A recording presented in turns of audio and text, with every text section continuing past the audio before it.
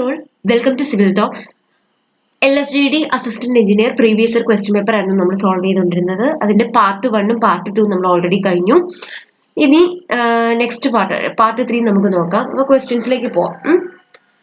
First question, what is mean by Froude numbers? Okay, Froude number എന്താണെന്ന് നമ്മൾ ചോദിച്ചിരിക്കുന്നത്. Dimensionless നമ്പറിൽ നിന്നുള്ള ഒരു ക്വസ്റ്റ്യൻ ആണല്ലേ. അപ്പോൾ നമുക്ക് ഡയമെൻഷൻലെസ് നമ്പേഴ്സ് ഏതൊക്കെയാണെന്ന് ഫസ്റ്റ് നോക്കാം. First one is Reynolds number. Okay, Reynolds number. Reynolds number എന്താണ്? Reynolds number is the ratio of inertia force to the viscous force. അല്ലെ, Fi by Fv ആണ് Reynolds number എന്ന് പറയുന്നത്. Okay, next one is Froude number. Okay, Froude's number. Froude's number എന്താണ്?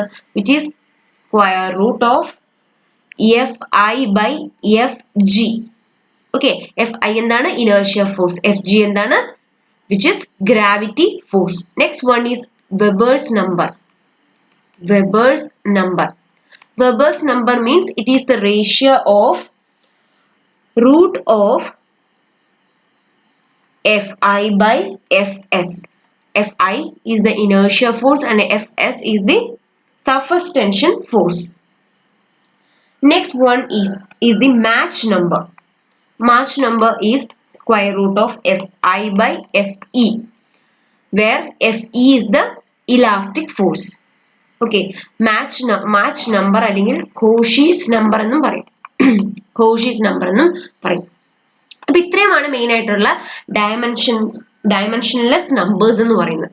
അപ്പോൾ ഇതെല്ലാം നിങ്ങൾ by heart ചെയ്ത് വെക്കുക. എല്ലാത്തിൻ്റെയും ഇനേർഷ്യ ഫോഴ്സ് എന്ന് പറയുന്നത് കോമൺ ആണ് ന്യൂമറേറ്ററിൽ. ഡിനോമിനേറ്റർ വാല്യൂ ചേഞ്ച് ചെയ്യുന്നത് മാത്രം ഒന്ന് ഓർത്തിരിക്കുക. ഈ ഓർഡറിൽ ഓർത്തിരിക്കുക കേട്ടോ. അപ്പൊ നമുക്ക് ക്വസ്റ്റ്യൻസ് നോക്കാം. What is mean by Froude's number? എന്താണ് Froude's number? Square root of Fi by Fg, അതായത് inertia force by gravity force. അപ്പൊ നമുക്ക് നോക്കാം. ഓപ്ഷനിൽ ratio of inertia force and viscous force അതല്ല, ratio of square root of inertia force and pressure force, ratio of square root of inertia force and gravity force, ratio of inertia force and pressure force. ഏതാണ്? Option C അല്ലെ. The ratio of square root of inertia force and gravity force is the Froude number. Okay. Next question നോക്കാം. Among which of the following conditions Darcy's law is not applicable to seepage of soil? പറഞ്ഞിരിക്കുന്ന കണ്ടീഷൻസിൽ ഏതൊക്കെയാണ് conditions? Soil is homogeneous, the flow conditions are turbulent in soil, soil is incompressible under stress and the soil is isotropic. ഇതിൽ ഡാർസീസ് law applicable അല്ലാത്ത condition ഏതാണെന്നാണ് ചോദിച്ചിട്ടുള്ളത്. ഡാർസീസ് law തന്നെ എന്താണ് പറയുന്നത്? അത് soil മാസിലൂടെയുള്ള water ഫ്ലോയിനെ പറ്റിയിട്ട് അതിനുമായിട്ട് റിലേറ്റഡ് ആയിട്ടുള്ള ഒരു ലോയാണ് Darcy's law. Darcy's law state ചെയ്യുന്ന എന്താണ്? For laminar flow through saturated soil mass. Okay, saturated soil mass, the discharge per unit time is proportional to hydraulic gradient. ഇതാണ് ഡാർസീസ് ലോ സ്റ്റേറ്റ് ചെയ്യുന്നത്. അതായത് ഒരു saturated soil mass, saturated means എന്താണ്? Saturated soil mass means അതില് voids fill ചെയ്തിട്ടുള്ളത് by water ആണ് അല്ലെ. Okay, അപ്പൊ സാച്ചുറേറ്റഡ് സോയിൽ മാസിലൂടെയുള്ള ലാമിനാർ വാട്ടർ ഫ്ലോ ആണെങ്കിൽ, വാട്ടർ ഫ്ലോ ലാമിനാർ ആണെന്ന് വെച്ച് കഴിഞ്ഞാൽ എന്താണ്? വളരെ സ്മൂത്ത് ആയിട്ട് ഒരു റെഗുലർ പാത്ത് അല്ലെങ്കിൽ ഒരു ഡെഫിനിറ്റ് പാത്ത് ആയിട്ടാണ് ട്രാവൽ ചെയ്യുന്നത് നമ്മുടെ വാട്ടർ എന്ന് പറയുന്നത്. നേരെ മറിച്ച് ടർബുലന്റ് ആണെങ്കിൽ വളരെ ഇറഗുലർ ഫ്ലക്ച്വേഷൻസോട് കൂടിയിട്ടായിരിക്കും വാട്ടർ മൂവ് ചെയ്യുന്നത് അല്ലെങ്കിൽ ട്രാവൽ ചെയ്യുന്നത്. ഓക്കെ, അപ്പൊ ലാമിനാർ ആണ് ഫ്ലോ, അതായത് ഒരു ഡെഫിനിറ്റ് പാത്ത് ഫോളോ ചെയ്താണ് വാട്ടറിന്റെ ഫ്ലോ എന്ന് പറയുന്നത്. അപ്പൊ Q എന്ന് പറയുന്നത് that is discharge per unit time is proportional to hydraulic gradient, that is Q is equal to KIA അല്ലെ. അതായത് Q by A എന്ന് പറഞ്ഞാൽ എന്താണ്? That is velocity. Okay, Q by A means velocity, that is V is equal to Ki. ഇതാണ് നമ്മുടെ equation. Where V is the velocity of flow, K is the Darcy's coefficient of permeability and I is the hydraulic gradient, H by L. Okay, and this Darcy's law valid for എന്തിനാണ്? when the flow is laminar. വളരെ important ആണ്. Flow laminar ആണ്. അതിന്റെ ഇതിൽ തന്നെ പറയുന്നുണ്ട്. Law state ചെയ്യുമ്പോൾ തന്നെ അതാണ് എടുത്തു പറയുന്നത്. അതായത് ഇതിന്റെ അസംഷൻസ്, ഡാർസിസ് ലോയുടെ അസംഷൻസ് എന്ന് പറയുന്നത് തന്നെ ഒന്ന് സോയിൽ എന്ന് പറയുന്നത് സാച്ചുറേറ്റഡ് ആണെന്ന് കൺസിഡർ ചെയ്തിട്ടാണ് നമ്മൾ ഇത് അപ്ലൈ ചെയ്യുന്നത്. Soil is saturated. രണ്ട്, flow through soil is laminar. Flow എന്ന് പറയുന്നത് ഇവിടെ ലാമിനാർ ആണ്. മറ്റൊന്ന് flow is continuous and steady. Okay, continuous and steady. Flow is continuous and steady. Then total cross-sectional area of soil mass is considered. Darcy's law applicable ആയിട്ടുള്ള എപ്പോഴാണ്? When total cross-sectional area of soil mass is considered.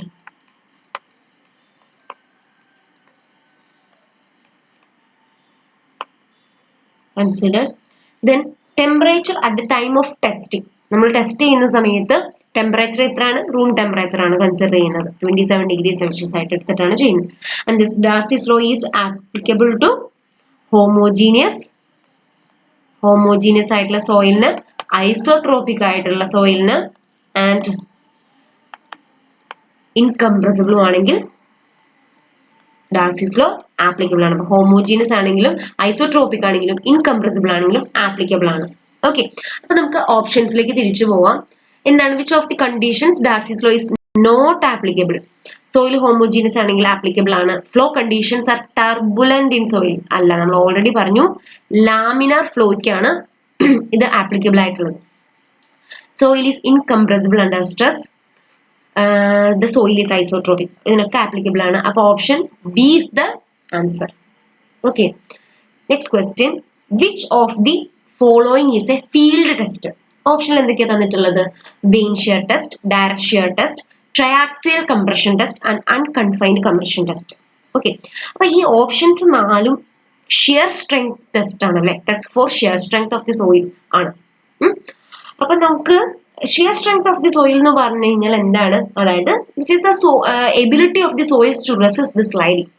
അതായത് sliding ഉണ്ടാകാതെ soil മാസിന് resistance provide ചെയ്യുന്നതിന്റെ shear strength ആണല്ലേ? Resistance ഉണ്ടെങ്കിൽ അത് shear strength ആണ്. ആ സോയിൽ മാസിന്റെ ഷിയർ സ്ട്രെങ്ത് ആണ്. അത് എന്തുകൊണ്ടൊക്കെയാണ്? ഫ്രിക്ഷൻ കൊണ്ടും അതുപോലെ തന്നെ സോയിലിന്റെ ഇന്റർലോക്കിംഗ്, സോയിൽ പാർട്ടിക്കിൾസിന്റെ ഇന്റർലോക്കിങ്ങും അതേപോലെ ഫ്രിക്ഷനും കാരണമാണ് ആ സോയിൽ മാസിന്, ഈ സോയിൽസിന് ഷിയർ സ്ട്രെങ്ത് ഉള്ളത്. ഓക്കെ, അപ്പൊ ഈ മെയിൻ ആയിട്ട് നമുക്ക് ഷിയർ ടെസ്റ്റ് കണ്ടുപിടിക്കാനായിട്ട് നമ്മളിപ്പോ കാറ്റഗറൈസ് ചെയ്യുകയാണെങ്കിൽ, അതായത് like laboratory test and field test എന്ന് കാറ്റഗറൈസ് ചെയ്യുകയാണെങ്കിൽ ഫസ്റ്റ് നമുക്ക് ലബോറട്ടറി ടെസ്റ്റ് ഏതൊക്കെയാ നോക്കാം. ലബോറട്ടറി ടെസ്റ്റ് ആർ: ഒന്ന് direct shear test, second one is triaxial test, മൂന്നാമത്തേത് unconfined compression test, and fourth one is vein shear test. ഇത്രയുമാണ് lab test ആയിട്ട് വരുന്നത്. ഓക്കെ, ഇനി ഫീൽഡ് ടെസ്റ്റ് നോക്കുവാണെങ്കിൽ first one is vein shear test. Okay, vein shear test is the test which can be conducted on laboratory as well as in field. Okay, അപ്പോൾ laboratory ടെസ്റ്റും field ടെസ്റ്റുമായിട്ട് വരുന്ന common ആയിട്ട് വരുന്ന test ആണ് vein shear test. അത് ഓർത്തിരുന്നോളൂ കേട്ടോ, vane shear test. Second one is pressure metre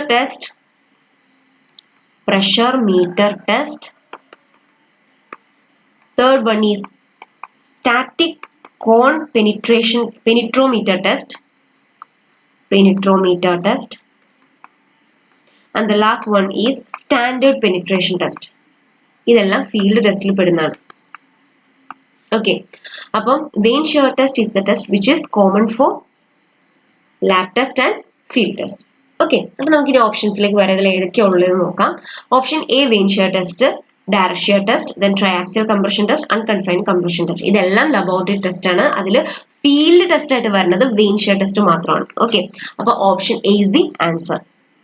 ഇനി for what type of soil unconfined compression test is generally applicable? Okay, already തന്നെ നമ്മൾ പറഞ്ഞു ഷിയർ സ്ട്രെങ്ത് കണ്ടുപിടിക്കാനുള്ള ടെസ്റ്റ് ആണ് ഏത്? ഈ പറയുന്ന നാലും അതിൽ വന്നിട്ടുള്ളത് തന്നെയാണ് അൺകൺഫൈൻഡ് കംപ്രഷൻ ടെസ്റ്റ് എന്ന് പറയുന്നത്. അൺകൺഫൈൻഡ് കംപ്രഷൻ ടെസ്റ്റ് എന്ന് പറയുന്നത് it is a type of it's a type of U test. എന്താണ് യു ടെസ്റ്റ്? യു ടെസ്റ്റ് എന്ന് പറഞ്ഞു കഴിഞ്ഞാൽ ഡ്രെയിനേജ് കണ്ടീഷൻ അനുസരിച്ചിട്ട് നമ്മൾ ഷിയർ ടെസ്റ്റ് ക്ലാസിഫൈ ചെയ്തിട്ടുണ്ട്, പല ഡ്രെയിനേജ് കണ്ടീഷൻസിനനുസരിച്ചിട്ട്. അതിൽ ഫസ്റ്റ് വണ്ണാണ് ഈ യു ടെസ്റ്റ് എന്ന് പറയുന്നത്. അതായത് U means unconsolidated undrained condition. U means unconsolidated undrained കണ്ടീഷനിലാണെങ്കിൽ. അപ്പൊ യു ടെസ്റ്റിനെ തന്നെ നമ്മൾ ക്യൂ ടെസ്റ്റ് എന്നും പറയും. ക്യൂ ടെസ്റ്റ് എന്ന് പറഞ്ഞാൽ ഉദ്ദേശിക്കുന്നത് ക്യുക്ക് ടെസ്റ്റ് എന്നാണ്. വളരെ ഫാസ്റ്റ് ആയിട്ട് ചെയ്യാൻ പറ്റുന്ന ഒരു ടെസ്റ്റ് ആണത്.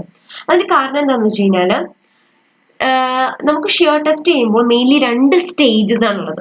2 സ്റ്റേജസ് ഉണ്ട്. അതിൽ ഫസ്റ്റ് വൺ എന്ന് പറയുന്നത് കൺസോളിഡേഷൻ സ്റ്റേജ്. കൺസോളിഡേഷൻ സ്റ്റേജ് എന്ന് പറഞ്ഞു കഴിഞ്ഞാൽ നോർമൽ പ്രഷർ അല്ലെങ്കിൽ കൺഫൈനിങ് പ്രഷർ ആണ് അപ്ലൈ ചെയ്യുന്നത്. നമ്മുടെ സോയിൽ മാസിലേക്ക് നോർമൽ അല്ലെങ്കിൽ കൺഫൈനിങ് പ്രഷർ ആണ് അപ്ലൈ ചെയ്യുന്നത്. Okay, and this pressure will be consolidate the soil mass. Consolidate means expulsion of water from the soil mass, അല്ലെ?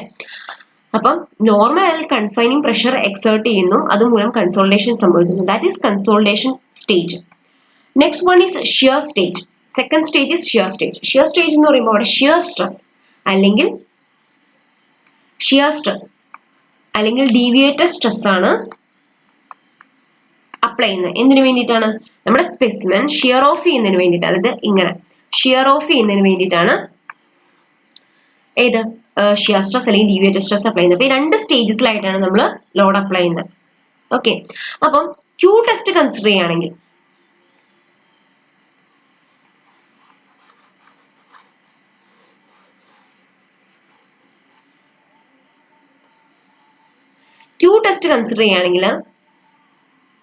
ഇവിടെ കൺസോളിഡേഷൻ സ്റ്റേജിലും ഷിയർ സ്റ്റേജിലും ഡ്രെയിനേജ് എന്ന് പറയുന്ന ഒരു അവസ്ഥയില്ല. Okay, no drainage during consolidation stage and shear stage. Okay, അതുകൊണ്ട് തന്നെ ഡ്രെയിനേജ് ഇല്ലാത്തത് കൊണ്ട് തന്നെ this test can be conducted so quickly. അതുകൊണ്ട് തന്നെയാണ് ക്യുക്ക് ടെസ്റ്റ് എന്ന് യു ടെസ്റ്റിനെ പറയുന്നത്. അപ്പൊ ഈ അൺകൺഫൈൻഡ് കംപ്രഷൻ ടെസ്റ്റ് എന്ന് പറയുന്നത് യു ടെസ്റ്റിൽ പെടുന്ന ഒന്നാണ്. Okay, and this can be commonly conducted on undisturbed or remolded cohesive soil. Okay, cohesive soil mainly ഇത് കണ്ടക്ട് ചെയ്യുന്ന ഈ ഒരു ടെസ്റ്റ് നമ്മൾ കണ്ടക്ട് ചെയ്യുന്ന അൺഡിസ്റ്റർബ്ഡ് അല്ലെങ്കിൽ റീമോൾഡഡ് ആയിട്ടുള്ള cohesive soil ആണ്, especially on clay specimen. Okay, especially for the clay specimens. Okay, ഈ ഒരു ടൈപ്പ് ഓഫ് ടെസ്റ്റ് നമ്മൾ കോഴ്സ് ഗ്രെയിൻഡ് സോയിൽസ്, അതായത് സാൻഡ്, ഗ്രേവൽ പോലുള്ള കോഴ്സ് ഗ്രെയിൻഡ് സോയിലിന് അപ്ലൈ ചെയ്യില്ല അല്ലെങ്കിൽ കണ്ടക്ട് ചെയ്യില്ല.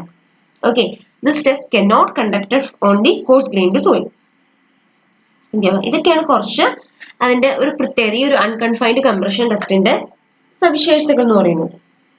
ഓക്കെ,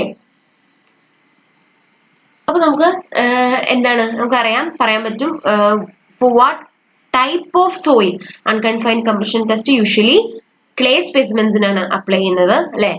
കൊഹസീവ് സോയിൽ ക്ലേ സ്പെസിമെൻസിനാണ് അപ്ലൈ ചെയ്യുന്നത്, കോഴ്സ് ഗ്രെയിൻഡ് സോയിൽസിന് അത് അപ്ലൈ ചെയ്യാറില്ല. അപ്പോൾ ഏതായിരിക്കും? ഓപ്ഷൻ എ ഇസ് ആൻസർ, അല്ലെ? Saturated clay is the answer.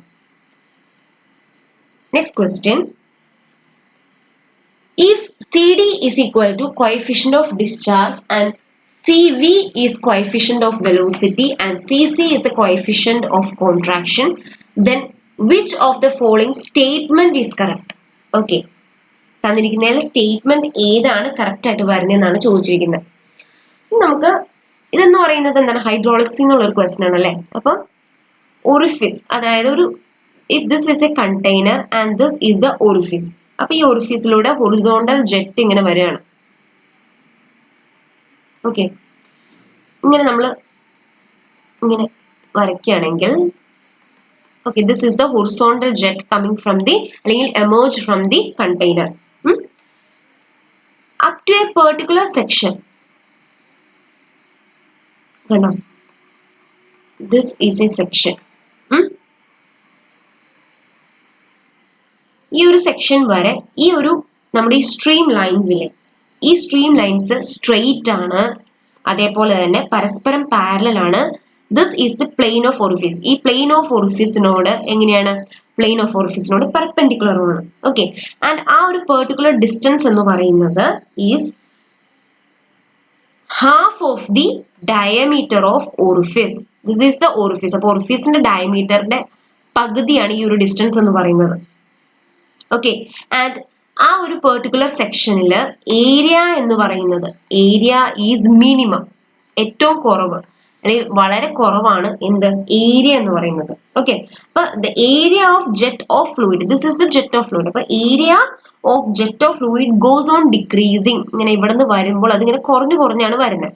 Okay, and at A section, ഇപ്പൊ ഒരു സെക്ഷൻ സി സി എന്ന് പേര് കൊടുക്കുകയാണെങ്കിൽ at this section the area is minimum area ആണ് ഇവിടെ ഉള്ളത്. ഓക്കെ, ആ സെക്ഷൻ എന്ന് പറയുന്നത് ഒറിഫിസിന്റെ ഹാഫ് ഡയമീറ്ററിനോട് ഈക്വൽ ആണ് ആ ഒരു സെക്ഷൻ. അത്രയും ഡിസ്റ്റൻസിലാണ് ആ സെക്ഷൻ ഉള്ളത്. Okay, and up to that section stream lines straight ആണ്, അത് പാരലൽ ടു ഈച്ച് അതർ ആണ്, and perpendicular to plane of orifice ആണ്. ആ ഒരു പെർട്ടിക്കുലർ സെക്ഷനെയാണ് നമ്മൾ വീന കോൺട്രാക്ട എന്ന് പറയുന്നത്. ഓക്കെ, കോൺട്രാക്റ്റഡ് വെയിൻ എന്നൊക്കെ പറയും, വീന കോൺട്രാക്ട. ഓക്കെ, ആൻഡ് ഇനി നമ്മൾ കോഎഫിഷ്യൻസ്, ഹൈഡ്രോളിക് കോഎഫിഷ്യൻസ് കൺസിഡർ ചെയ്യണമെങ്കിൽ the first one is C V, that is coefficient of velocity. Coefficient of velocity എന്താണ് അങ്ങനെയാണെങ്കിൽ it is the actual velocity of jet at vena contracta. അതായത് ഈ particular സെക്ഷനിലുള്ള actual velocity, ഈ jet of ഫ്ലൂയിഡിന്റെ actual velocity, that is V A, actual velocity of jet of fluid at vena contracta divided by theoretical velocity of jet at Vena contracta. Okay, the actual velocity by theoretical velocity. Theoretical velocity means which is root 2g h ആണ്. G is the gravity acceleration due to gravity, and what is h? H എന്ന് പറഞ്ഞു കഴിഞ്ഞാൽ if this is the water surface, ഇതാണ് നമ്മുടെ water surface എങ്കിൽ water surface മുതൽ ഒറിഫിസിന്റെ middle വരെ ഉള്ള ആ ഒരു ഹൈറ്റ് ആണ് എന്ത് h എന്ന് പറയുന്നത്. ഓക്കെ, അപ്പം it is the coefficient of velocity is the ratio of actual velocity of jet at Vena contracta to the theoretical velocity of jet at Vena contracta, and CV is generally varies from 0.95 to 0.99. ഇതാണ് first hydraulic coefficient എന്ന് പറയുന്നത്. The second hydraulic coefficient is CC, that is coefficient of contraction. അതെന്താണ്? It's the ratio of area of jet at Vena contracta. Okay, അതായത് area of jet at Vena contracta to area at the orifice. ഒറിഫിസിലുള്ള area, ratio of area of jet at Vena contracta to the orifice. അതാണ് എന്ത് coefficient of contraction. Generally it varies from 0.61 to 0.69. Then the last one is CD, that is coefficient of discharge, which is the ratio of actual discharge to the theoretical discharge from the orifice. Orifice നിന്നുള്ള actual discharge എത്രയാണ്, അതും theoretical discharge തമ്മിലുള്ള ratio ആണ് coefficient of discharge, that is Q actual by Q theoretical. Okay, and CD generally varies from 0.61 to 0.651. Okay, ഇത് എത്രമാത്രമാണ് range ചെയ്യുന്നതൊക്കെ ഓർത്തിരിക്കുക, equation ഓർത്തിരിക്കുക. ഇപ്പൊ ഈ പറഞ്ഞിട്ടുള്ള എല്ലാ കാര്യങ്ങളും ഇമ്പോർട്ടൻ്റ് ആണ്. ഇപ്പൊ നമ്മൾ പറഞ്ഞ പോയിന്റ്സ് ഒന്നും തന്നെ നമുക്ക് സ്കിപ്പ് ചെയ്യാനില്ല. And C D is equal to C C into C D, that is coefficient of discharge, where the coefficient of discharge is equal to coefficient of contraction multiplied by the coefficient of velocity. Okay, അപ്പൊ നമുക്ക് നോക്കാം ഈ എക്സ്പ്രഷനിൽ ഏതായിരിക്കും correct. C D is equal to C C into C V ആണല്ലേ, option C is the correct. Next is which of the following will have A plasticity index is 20. Plasticity index എന്ന് പറയുന്നത് എന്താണ്? നമുക്കറിയാം, നമ്മൾ അറ്റർബർഗ് ലിമിറ്റ്സ് കണ്ടുപിടിക്കുന്ന സമയത്ത്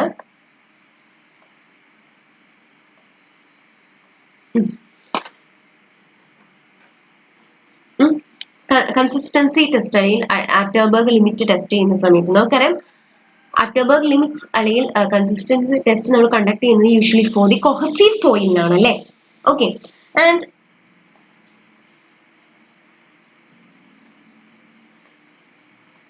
നമ്മളൊരു diagram പോലെ ഇങ്ങനെ കൺസിഡർ ചെയ്യുവാണെങ്കിൽ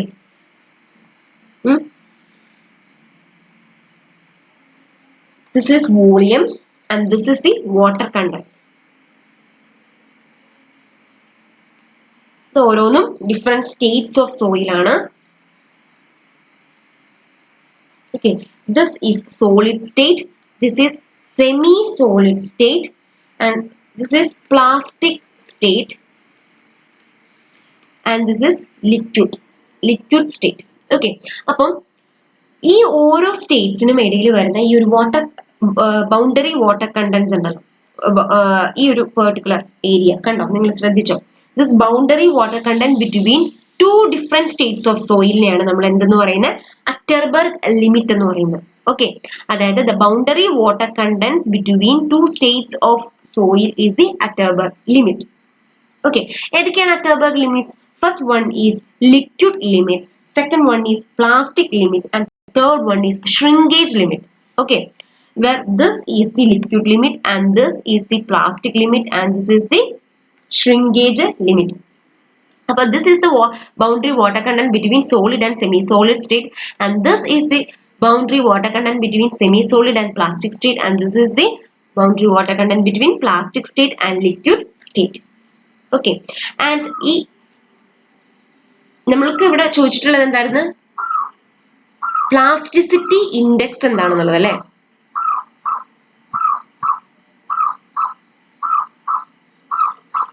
ഓക്കെ, പ്ലാസ്റ്റിസിറ്റി ഇൻഡെക്സ് 20 ആയിട്ട് വരുന്നത് ഏതിനാണെന്നാണ് ചോദിച്ചിട്ടുള്ളത്. ഓക്കെ, അപ്പം what is plasticity index? Plasticity index എന്ന് പറഞ്ഞു കഴിഞ്ഞാൽ IP എന്നാണ് നമ്മൾ റെപ്രസെന്റ് ചെയ്യുന്നത് ജനറലി. ഈ liquid limit minus plastic limit, ആ ഒരു പെർട്ടിക്കുലർ വാട്ടർ കണ്ടന്റ് ആണ് പ്ലാസ്റ്റിസിറ്റി ഇൻഡെക്സ് ആയിട്ട് നമ്മൾ റെപ്രസെന്റ് ചെയ്യുന്നത്. അതായത് ലിക്വിഡ് ലിമിറ്റിൽ നിന്നും പ്ലാസ്റ്റിക് ലിമിറ്റ് ഡിഡക്ട് ചെയ്യുമ്പോൾ എത്രയാണ് കിട്ടുന്നത്, that is the plasticity index. And ഈ പ്ലാസ്റ്റിസിറ്റി ഇൻഡെക്സ് എന്ന് പറയുന്നത് ഇപ്പൊ നമ്മളൊരു സോയിൽസിന്റെ റേഞ്ച് നോക്കുവാണെങ്കിൽ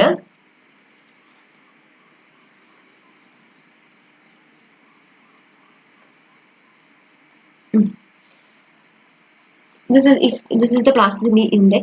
Generally നമ്മൾ പെർസെന്റേജിലാണ് പറയുന്നത്. നമ്മൾ ഇപ്പോൾ 0 ആണെങ്കിൽ അതെന്ന് പറയുന്നത് സോയിൽ ടൈപ്പ് സാൻഡ് ആയിരിക്കും. Okay, soil type is sand and the degree of plasticity, this is soil type, this is degree of plasticity, this is degree of cohesiveness. Okay, cohesiveness. Okay, നമുക്ക് classifications എങ്ങനെയാണെന്ന് നോക്കാം. IP is generally 0 for sand and the degree of plasticity നമുക്കറിയാം sand is non plastic ആണ്, അപ്പൊ non plastic ആണ്. Then degree of cohesive, ഇതും എന്താണ്, non cohesive ആണ് അല്ലെങ്കിൽ cohesionless ആണ്. Okay, cohesionless ആണ്. Next is less than 7. Okay, if the IP index is plasticity index is less than 7%, soil type is silt ആയിരിക്കും, and degree of plasticity എന്ന് പറയുന്നത് low plastic ആയിരിക്കും. And ഇതെങ്ങനെയാണ്, ഇത് partially cohesive ആയിരിക്കും. Okay, ഈ 7-നും 17-നും ഇടയിലാണെങ്കിൽ നമുക്ക് എങ്ങനെ പറയാം, ഇത് സിൽട്ടി ക്ലേ ആണെന്ന് പറയാം, ആൻഡ് മീഡിയം പ്ലാസ്റ്റിക് ആണെന്ന് പറയാം, ആൻഡ് കൊഹസീവ് ആണെന്നും പറയാം. ഓക്കെ, ഇനി ഗ്രേറ്റർ ദാൻ 17 ആണെങ്കിലോ soil type is clay and highly plastic ആണ് ആൻഡ് കൊഹസീവ് സോയിൽ ആണ്.